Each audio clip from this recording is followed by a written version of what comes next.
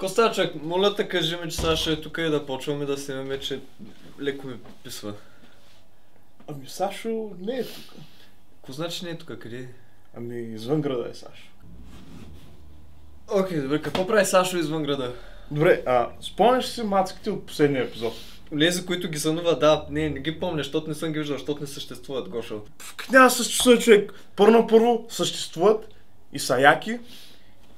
И Сашо отиде при тях в Велико Търново. Да. Пратил си го при...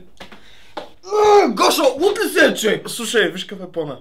Плана е Сашо да отиде при тях в Велико Търново и да продава айран и да станем богати и известни. Честно!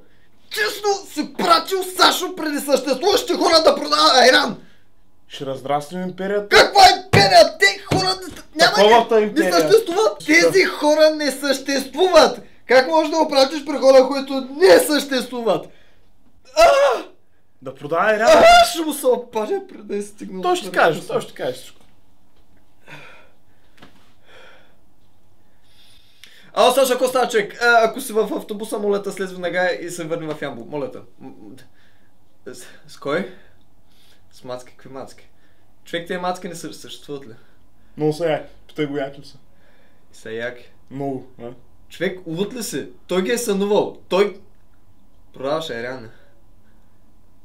Питай колко пари е направил. 100 кила за един ден. 100 кила айран за един ден си продал ли? Продал 100 кила за един ден. С котка е. Колко пари ти? Обичам те. Ко ще кажеш, а? Бе, човек.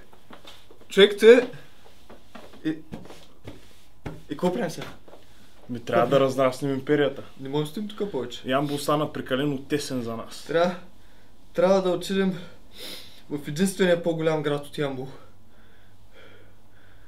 Добре, тръгваме. Веднага.